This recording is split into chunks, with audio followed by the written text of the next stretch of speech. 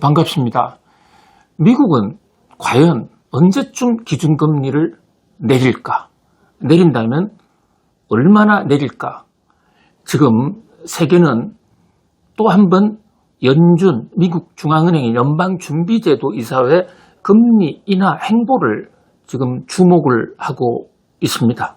자, 이런 가운데 제롬 파월 연준 의장이 미국 의회에 나타났습니다.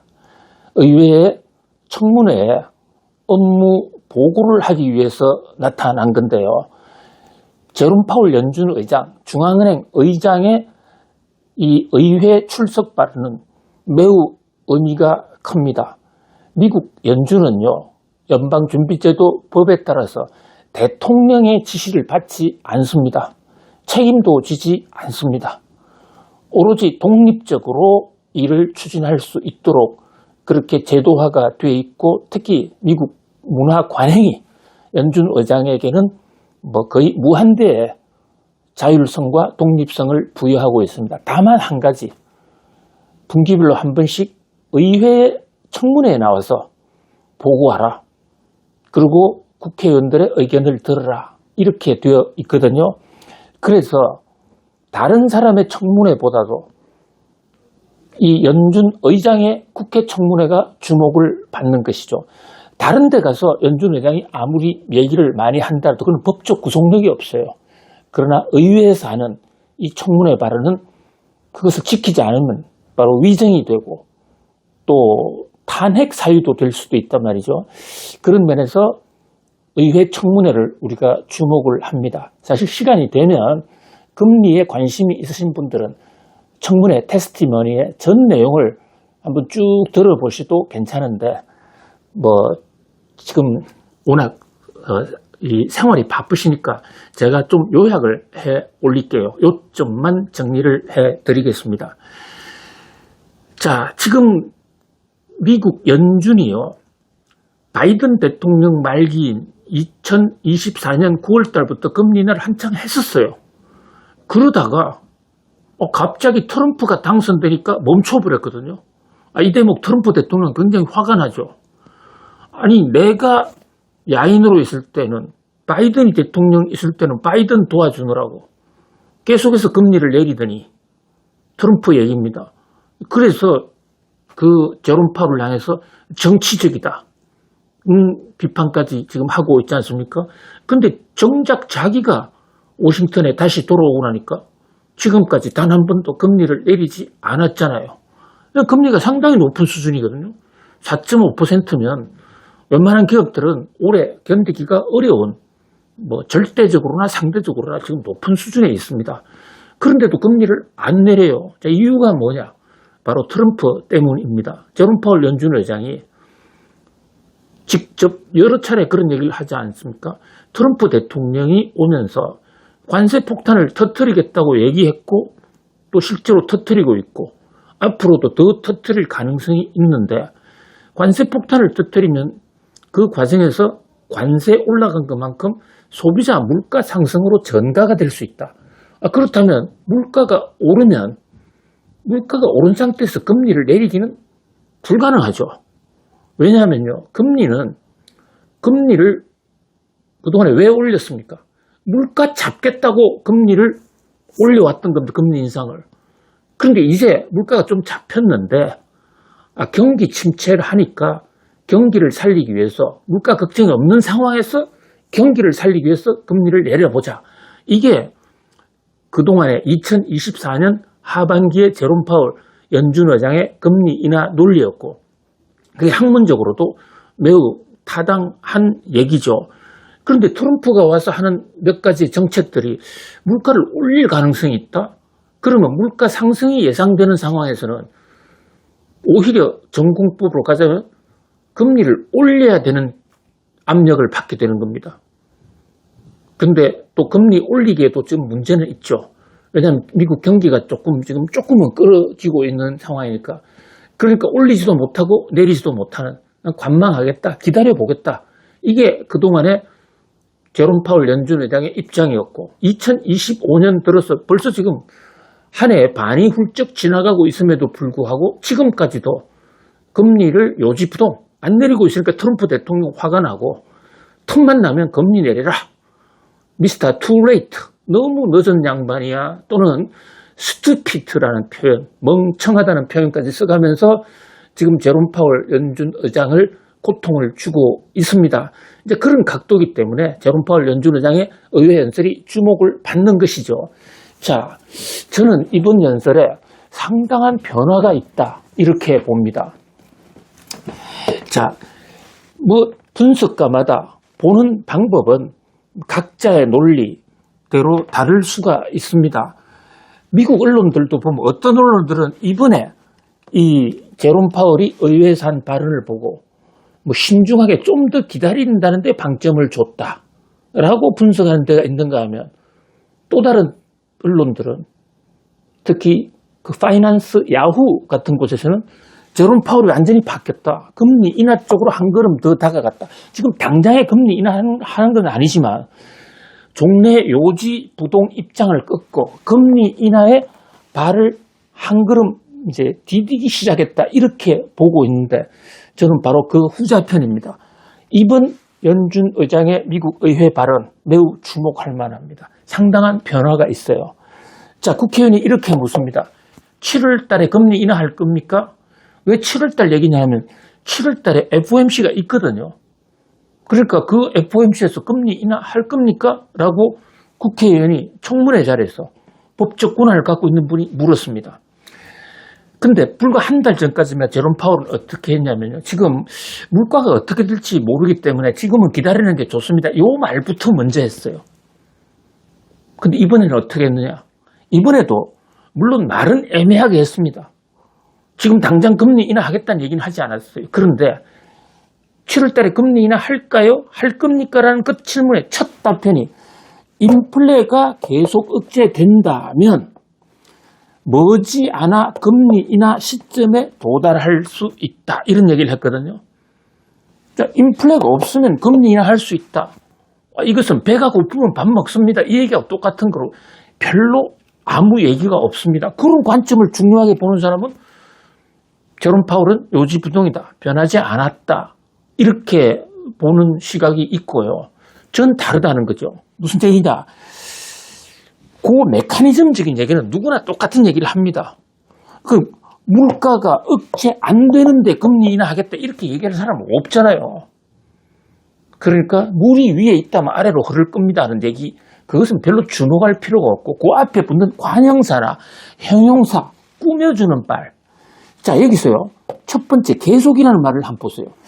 물가가 억제된다면 이것은 그냥 단순 가정이에요. 그런데 여기서 계속이 들어가면 지금처럼 계속 억제된다면 지금 물가가 억제되고 있다는데 방점이 찍혀 있다는 겁니다. 생각보다는 지금 관세 폭탄을 걱정을 많이 했는데 몇 달간 지금 억제된 통계 우리 봤잖아요. 계속 억제된다면 이런 게 조금만 더 가면 금리 인하할 수 있다는 거죠. 그 다음에 또 하나의 주사가 머지않아. 그냥 머지않아 표현 안 써도 되거든요. 금리가 계속 억제된다면 금리 인하, 인플레가 계속 억제된다면 금리 인하 할 수 있습니다. 이래야 되는데 머지않아 금리 인하 할 수 있다. 머지않아 7월 달도 가능성이 있다. 7월 달에 하겠다는 얘기는 아니에요. 그런데 지금 아직도 시카고 패드워치 같은 데서는요. 실제로 투자하는 그 금리 선물 투자가들은 7월 달에 금리 인하 없을 것으로 보는 사람이 약 75% 정도 돼요. 그러니까 시장보다도 조금 앞서 나가는 발언을 했다라고 볼 수가 있습니다.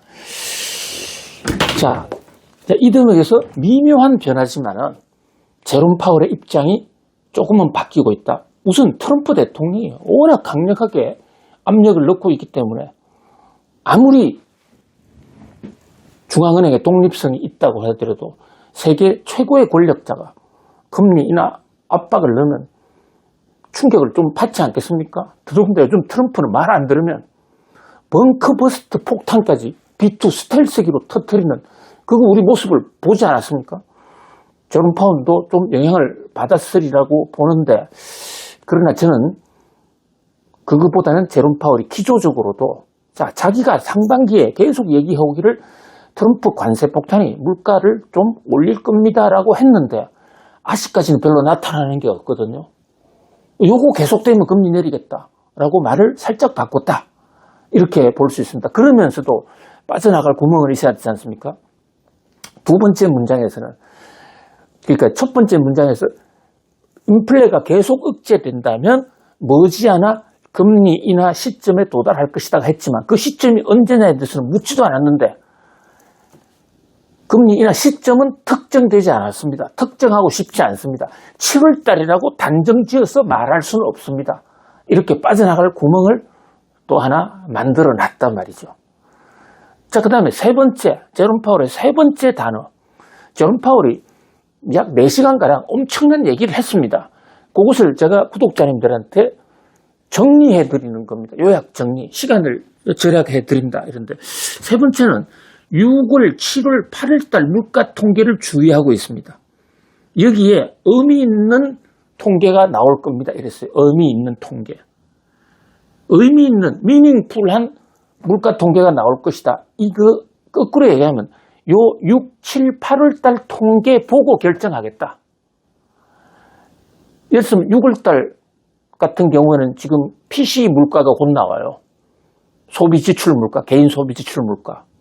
그러니까 6, 7, 8월 모두 보겠다는 게 아니라 6월 또는 7월, 8월 달에 의미 있는 통계가, 물가 통계가 나올 것이다 했기 때문에 만약에 6월 달 통계나 7월 달 통계가 물가가 상당히 안정된 거로 나온다면 바로 곧 금리 인하할 수도 있다. 그러나 그렇지 않다면 금리 인하 늦출 것이다. 그리고 이제 의미 있는 통계라는 부분도요. 그동안에는 관세 폭탄 때문에 물가 충격이 6, 7, 8월 달에 좀 올 수 있다 이렇게 얘기했는데 이번에는 물가 충격이라는 말은 안 쓰고 의미 있는 물가 통계. 의미는요. 두 가지가 있죠. 하나는 관세 폭탄 때문에 물가가 많이 오르는 것도 의미가 있죠. 그때 그 의미는 금리 인하 속도를 늦추게 되죠. 그런 거 있는가 하면 또 이번에 제롬 파월 연준 의장의 발언은 반대로 의미 있는 관세 폭탄을 터뜨렸는데 물가가 별로 안 올랐었구나. 그것이 세 달간 연이어 계속됐다. 6, 7, 8월. 그렇다면 나 금리 인하하겠다. 이 논조로 봐서 9월달 금리 인하는 거의 확실시돼요. 그럼 8월달 FOMC가 없어요. FOMC가 없어도 시급하면 임시 FOMC를 소집해서 금리를 조정할 수 있는데 지금이 그럴 만한 사정은 아니잖아요. 그런 관점에서 8월달 금리 인하는 없다고 보는 게 맞고 현재는 7월달 금리 인하냐 9월달 금리 인하냐 여기에 방점이 찍혀 있고요. 9월달은 금리 인하할 가능성이 상당히 높아요. 자, 그런데 우리가 왜 이렇게 미국 금리 인하에 먼저 알아야 되느냐? 중요하냐? 중요합니다.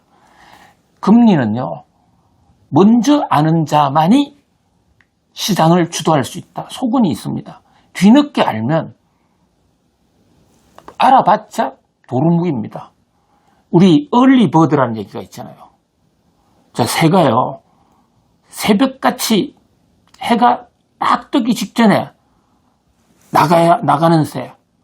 자, 얼리버드가 모이를 먹는다. 서양속담.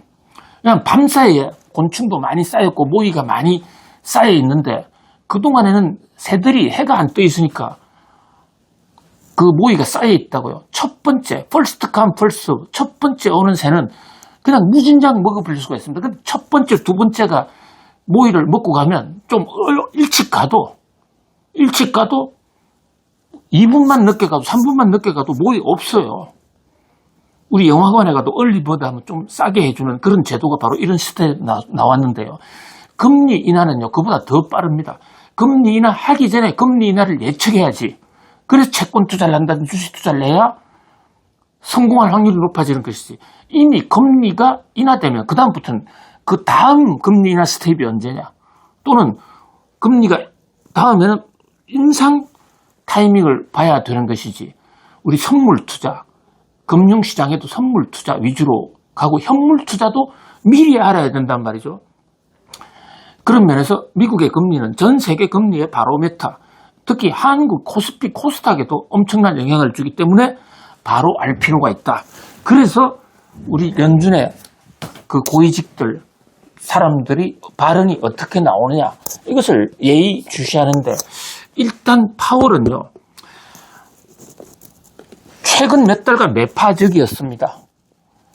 그런데 이번 발언 그 6월달 발언으로 비둘기파 쪽에 조금 가까워졌습니다. 같은 사람이 왜 매파라고 했다가 비둘기파라고 하느냐. 자, 사람은 태어날 때 사람이지 매도 아니고 비둘기도 아니에요.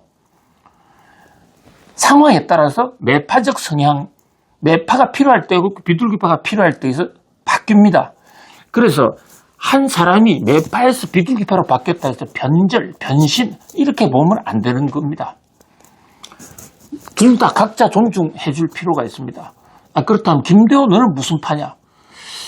저는 매파도 아니고 비둘기파도 아닙니다. 저는 실적파, 굳이 얘기하면 정통파 이렇게 말씀을 드리고 싶습니다. 좀 오만하죠. 근데 그렇게 제가 자신감이 있다는 게 아니라 어떤 이데올로기에 치우치지 않고 오로지 경제는 실적을 보고 정통한 방법으로 금리가 인하가 필요할 때는 비둘기파로 갔다가 인상이 필요할 때는 매파로 가겠다. 뭐 이런 나름대로의 각오를 여러분들한테 말씀드리는 것이지 제가 정통파니까 저만 옳다. 이런 주장은 결코 아닙니다. 자, 어쨌든 파월이 연준에서 미치는 영향 가장 큽니다. 회의가 지금 18명이 회의를 하는데요. 18명 이제 중에서 투표권 가지고 있는 사람이 12명이거든요. 연준 의사 7명, 지역 연방준비은행 총재 5명. 이런데 회장이 회의를 다 주도하고 있기 때문에 그리고 의장의 영향력이 실로 큽니다. 그렇기 때문에 다른 사람들은 연준 의장에 따라가는 그런 경향이 비교적 높다. 반드시 물론 그런 건 아닙니다. 자, 그런데 저는 최근에 연준 위원들 발언, 금리 결정을 권한을 갖고 있는 사람들 중에서요. 제롬 파월 못지않게 모먼이라는 사람, 여자, 이분이 트럼프가 최근에 발탁해가지고 연방준비제도 이사회 부의장시킨 사람입니다. 감독 담당 부의장. 여자인데 이분이 상당히 공화당, 원래 트럼프가 지명을 했던, 그러니까 지금으로부터 수년 전에 트럼프가 연준 이사로 뽑은 사람이에요. 트럼프 사람이에요. 근데 이분이 바이든 시대 때는 금리 인하에 반대했거든요. 혼자서 개인적으로 소수 의견도 내고 지금 금리 인하할 때가 아니다 라고 주장했던 강경 매파였습니다. 그런데 갑자기 이분은 파월보다는 훨씬 더 비둘기 쪽으로 다가갔어요. 물가가 별로 안 오르는 것 같네 이런 얘기를 했습니다. 관세 폭탄 때문에 오른다고 우리 걱정 많이 했는데 현재로서는 별로 안 오르는 것 같아서 7월 달부터 한번 검토해 볼 필요 있어? 이렇게 확 돌아섰습니다. 이 대목이 연준의 분위기를 매파에서 비둘기파로 가는데 아주 촉매제 역할을 하지 않을까. 특히 여기는 트럼프의 복심이 달렸다고 많은 사람들이 보고 있거든요. 자, 그 다음에 윌러라는 사람, 크리스토프 윌러. 이분도 매파였는데 이분이 지금 차기 연준 의장 후보 1순위입니다. 차기 연준 의장으로 지금 거론되는 분이에요. 베센트 재무장관. 근데 현직 재무장관을 연준 의장 보내면 말은 잘 듣겠지만은 여러 가지로 정치적 독립성 이런 것 때문에 좀 말이 나올 수가 있습니다. 자, 그 밖에도 현재 제넷 해싯이라는 백악관 경제자문위원장, NEA 위원장, 사실상 우리로 치면 청와대 정책실장 김용범 씨 같은 사람이에요. 그런 사람을 시켜도 트럼프의 뜻은 관철시키기가 좋겠지만 조금 연준에 너무 개입한다라는 얘기를 들을 수도 있죠. 아무튼 그 사람도 지금 물망에 오르고 있는데요. 그와 함께 오르고 있는 사람이 윌러인데 연준 위원들 중에서 연준 의장을 시키면 사실 가장 이상적이고 스무스하죠. 그런 관점에서 주목받는 사람인데 이 양반이 윌러가 보험보다는 좀 덜하지만 덜한 매파였거든요. 근데 이번에는 좀 덜한 비둘기파로 살짝 갈아타기를 하고 있는 겁니다. 그러니까 연준에서 가장 중요한 파월, 그 다음에 매파였던 두 강경파가 비둘기파로 갈아타고 있다. 그럼 나머지 9분 남잖아요. 나머지 9분은 대부분 중도파나 또는 파월파 아니면 비둘기파였다고요. 그런 면에서 빠르면 7월 달에도 늦어도 9월 달에는 연방준비제도에서 금리 인하를 단행할 수도 있지 않는가라는 얘기가 째깍째깍 나오고 있는 것입니다. 물론 중요한 것은 실적이겠죠. 경제지표, 그러니까 곧 나오는 소비자 물가지표, 그리고 다음 달 초에 나오는 CPI 물가지수, 그 다음에 하반 7월 달 중후반에 나오는 이 PCE 물가지수 또 하나 있습니다. 고용보고서, 6월 말에 나오는 고용보고서, 또 7월 달에 나오는 고용보고서. 요게 고용은 조금 나빠지고 물가는 좀 떨어지면 7월 달에도 금리 인하를 할 수는 있다. 그러나 현재로서는 시카고 패드 위치상에서의 투자자들이 직접 선물 투자하면서 치는 인하 확률은 7월 달은 한 25%, 7월 달에 금리 인하가 될 확률 25%, 그리고 9월 달은 50% 이상이 금리 인하에 배팅을 하고 있다. 이렇게 말씀드릴 수 있습니다. 자, 요 연준의 금리 인하가 언제 단행될까 그 시기를 좌우하는 이 거시경제지표 변화, 이것은 어떤 지표가 나오는지 우리 구독자님들 신속하게 쏘아 보내겠습니다. 여러분 오늘도 성공하세요. 감사합니다.